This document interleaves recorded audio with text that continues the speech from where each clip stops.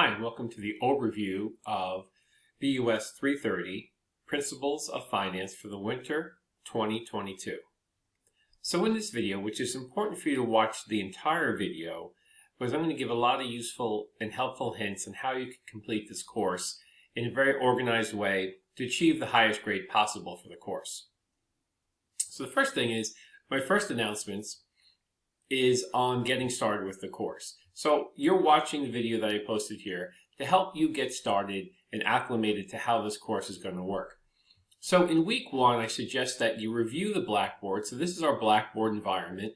It's our electronic management system for our course.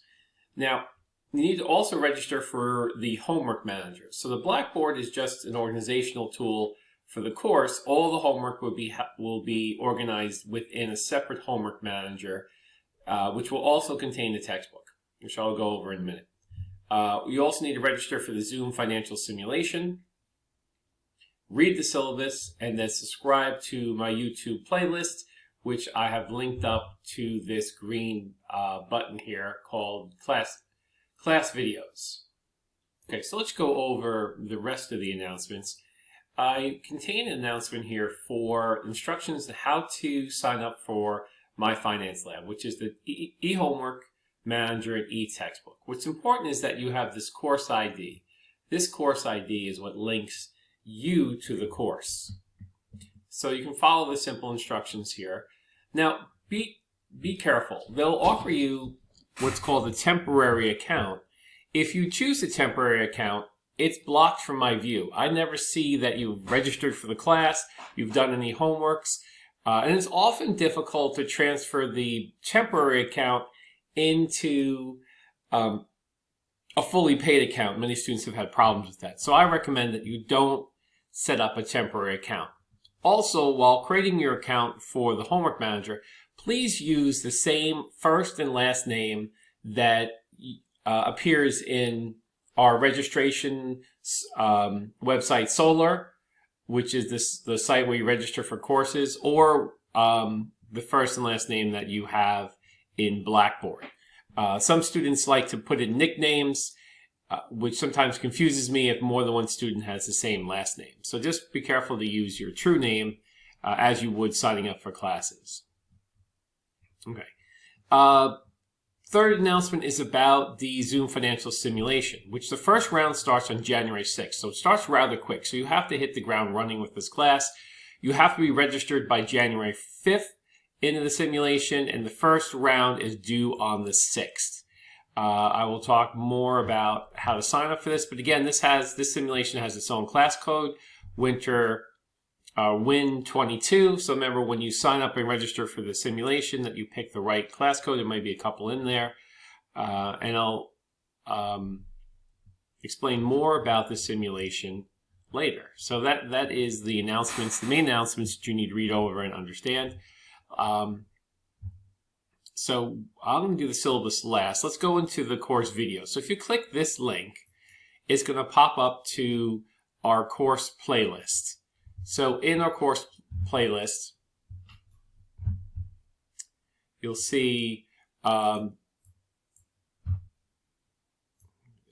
you'll see all the chapters that I have pre-recorded for you for the course in this winter course. Now, most chapters are split up into two parts. For example, well, chapter 1 just has one part, but chapter 2, like most chapters, will be a part 1 to the lecture, a part 2 to the lecture, and then they usually wrap up with a part 3, which is just going over the Excel, reinforcing the Excel basics of each chapter. So solving the problems, the quantitative problems of each chapter using Excel to give you examples. Now, there are no Excel assignments in this class, so don't get confused. These are just example Excel spreadsheets you can use to help solve the problems in the class. So everything is laid out in a logical order from chapter 1 to 10 that you should follow, including a Zoom simulation overview and how to register for the simulation, an Excel tutorial if you're a little weak on Excel, and also the getting started video for the class. Okay, let me recenter this.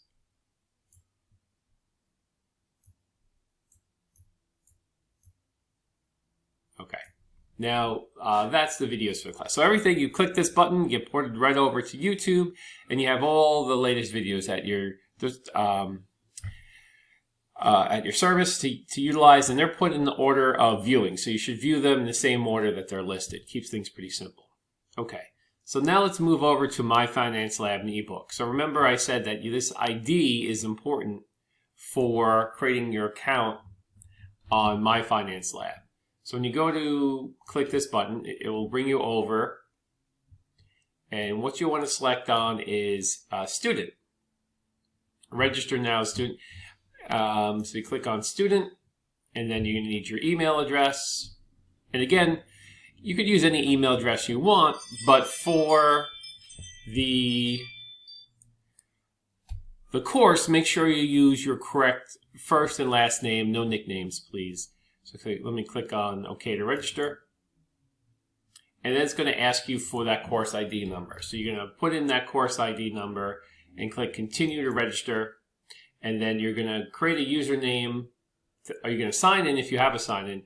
Otherwise, you're going to create an account to link up to my course. So let me show you what that course will look like.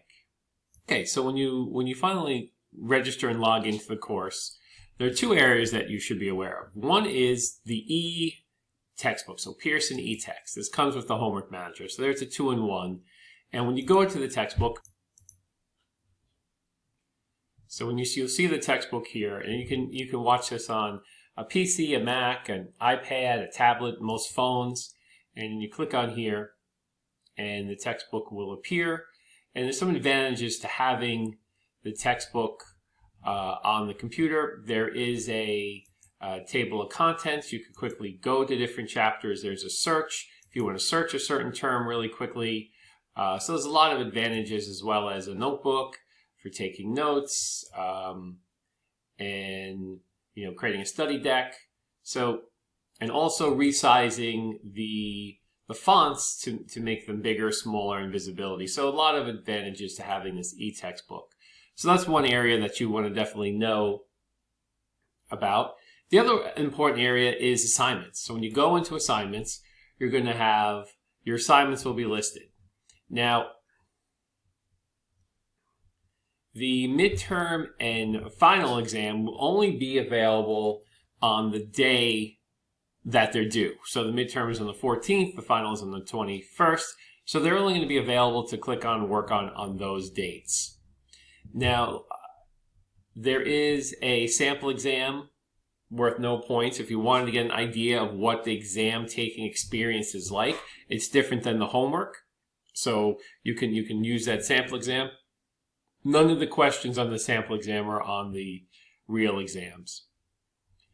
And it's pretty simple. When you start an exam, you start the exam and you start the test, and it's going to ask you one question at a time, and then you're going to have to answer these questions as you move through. It gives you, on the real test, there should be a clock to give you a time of how much time you have left.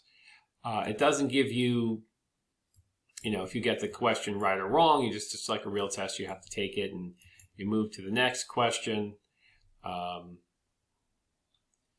And then when you can say if the test gets interrupted and somehow you got disconnected for the test, you can click in and you click on finish the test, and you can go in and then you can finish the questions on the exam. And when you're done with the exam, of course, you can click submit test, and that means you're done with the exam and you're submitting it. Okay, so that's enough about how the exam works. It's pretty straightforward. Now, I'll put up a separate announcement for each of the exams to tell you more about the exams, the scope of the exams, the number of questions and points and topics. So now, also important here is the homework. So the homework due dates are here. So each week you have a number of homeworks due that you need to keep track of. So let's pop into a homework.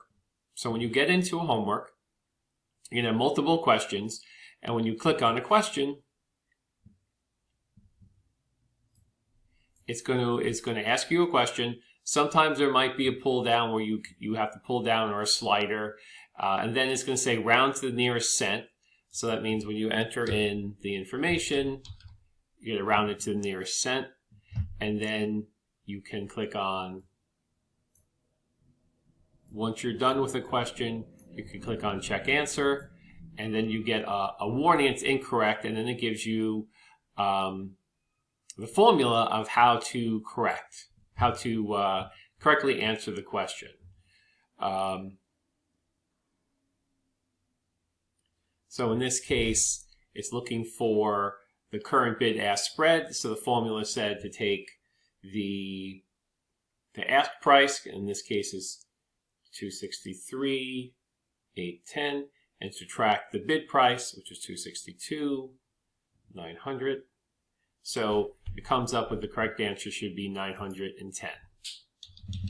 So I'll put 910 in, and I could check that answer, and I got it right. So then move on to the next question, and so forth and so forth. Now, if you're working on a question and you can't get it, you're not sure what's happening, you just need some help, click on View an Example. This will give you, as you continue through View an Example, it'll give you a fully illustrated of the mathematics and the formulas used and how to complete each of the questions. So as you click through, it's going to be a very descriptive example of formulas and how to calculate, how to do the math to solve each of the problems. So that's what you do if you're working on a problem and you're not sure how to solve it. You can kind of have this self-help here.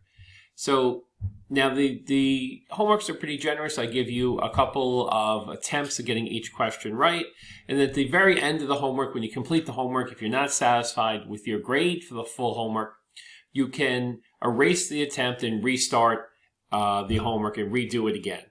So thereby giving you many attempts to do as best as possible on the homework. Okay. And then once you've completed each of the homeworks, if you want to see them again, you can go into results, and in results you can review your past homeworks, and then you can get an idea of how you answered it. And so if a homework has closed and you can no longer access or work in the homework, you can always go to results to view the homework and see what the questions were and how to answer them. And it's important because a lot of times these questions end up on the midterm or the final. Okay, so that's really all you need to know about the Homework Manager, where the e-textbook is and where the assignments are and the results. Now, when you click on the results, this is also going to be your grade area. So this will give your overall grade in the course, and then you will show the calculations of how the grade is calculated. So the entire grade of the course is going to exist on My Finance Lab. There will be no grades on Blackboard. So you're going to use this for all your grading, your textbook and homework needs. Okay, so let's move on. We have our documents. So in our documents, we have all the PowerPoints associated with the lectures are in here. And then we have the example spreadsheets. So the spreadsheets I'm showing in the lectures under the class video lectures, I do have some videos that are just spreadsheet based, which reinforce a lot of the problems that are in the textbook using a spreadsheet. And these are not assignments. You don't have to hand them in, but if you want to work on these, get a better idea of Excel, they can be very helpful for solving the homework problems. And it's a good way to also increase your Excel skills. Okay, so that's it for documents. The last button here is Zoom simulation. So when I click on here, it's going to pop us over to the Zoom simulation. And then this is where in the Zoom sim, you need to register as a student. And you're going to register as a student. You're going to fill this out. And it's going to ask you for a class code. And the class code here is WIN for winter 22 for the year 22. Now, in the playlist, I have a Zoom overview and how to register it for you watch. So this is a separate video to watch. It's going to go over how to register, and this link is up here. So if you go into this video, it's going to go over. So I shared that post. It's going to go over how to sign up, register, how to play the simulation, all that good stuff. So that's right here for that link. Also, it goes you how to run through the basic year one of the simulation. So once you're actually in the simulation, once you're in the simulation, what I'm asking you to do is you're going to, let me just close this. I want to get back to it. You're going to play as, we're going to play together as a class. Now, I leave it up to you. If you want to be a solo team, you can play as a team of one. If you know other students in the class, or there's other students you're taking this class with, you can form a team if you like. Most students in the winter class, because it's so short, it's much easier to work by yourself. But certainly if you have a friend in class, you can work as a team of 2 or 3 or even 4. And I'll leave that up to you. And when you sign up as in the team competition, it's sort of like Fortnite. We're all playing together in one arena. Your decisions affect another company's decisions, so it's going to be simulate the real world competitive environment of companies competing against each other. And each round will run on a specific day. So once you sign up for the simulation, although you don't have to, you can play some practice rounds. It's not a requirement, but practice rounds are helpful. But when you play the team competition, each round of the team competition is due on a different day. So there's 2 rounds per week. We have 3 weeks, so we're doing 6 rounds. So every week you're going to be doing 2 rounds of the simulation. So get used to that. And once the due date has passed, I process the round, and you can't get back in. You can't go and go back to a round and work on it. Once everybody's inputted their results in this process, you're forced forward to the next round. And then you need to score over 2,500 cumulative points to get the full A 100% in this simulation. If you get less than 2,500 points, your overall points, there's 20 points for this simulation altogether, and your points will go from 20 down to 5 if you can't score above 2,500 points. Now, the 2,500 points is just an average score. It's not an above average score. I have at least 80% of my students achieving this score, so I set the bar kind of low for this to make it achievable for you to get the full 100 points. People who don't get the full 100 points, or people who don't play the practice rounds, don't read the student manual, don't watch my videos on how to do well, how to perform in the simulation, put 0 effort into it, slam any numbers they want into the fields without researching or thinking about anything, those are the people who do bad in the simulation. So if you pay a small amount, or a regular amount of attention to the help files, student manuals, and videos that are come along with the simulation, you should do very well. It's a fairly fun and easy to follow simulation to play.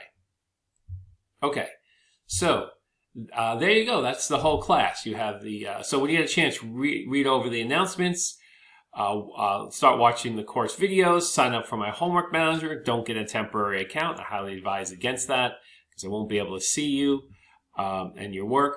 You can look over the documents and start signing up and playing the Zoom simulation.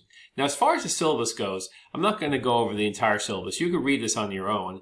Now, the class is 100% asynchronous, so we're never meeting in person. We're not meeting in Zoom. We're not meeting face-to-face. Everything is pre-recorded and pre-prepared for you to work on as you can. There are due dates, so you do have to follow the due dates. I have the course materials here here's what we'll be using in the class. And I have the learning objectives, your student responsibilities. So the simulation is 20 points. The textbook homework questions are 80 points. Test 1 is 50 points. Test 2 is 50 points, for a total of 200 points. If you divide your points by 2, you can get to your letter grade here.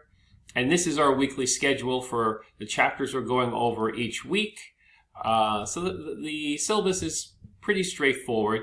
Now, I just want to say something. In announcements, I also have, under announcements, I will have listed the test dates very clearly. The test 1 is chapters 1 through 5 on January 14th. You have the whole day to work on it. And test 2 is chapters 6 through 10 on January 21st. Both are Fridays. You have the entire day to work on this test. But what I mean that is, there is a time limit of how long, once you open the test, you typically have about, I believe, 3 hours to complete the exam. And then the exam automatically closes. So you don't have the full day to work on the exam, but you have the full day to pick what time frame in the day you want to start, and then sit down for 3 hours to work on the exam and complete it. There are no late assignments. I'm not going to accept any late assignments for this class, so be very careful to get all your assignments done early. That's why I'm opening the class early, so you can start your work on this. And this is the weekly to-do list. So I put a to-do list for each week of what chapters to cover, what videos to watch, the rounds of the simulation to do. So this helps organize your overall work for each week, and then I have some helpful hints on how to do better in the simulation that you could look at your leisure. Okay, so that's my 20-minute video of getting started for BUS330 Winter 2022. I hope you found this informative, and best of luck to you. Talk to you soon.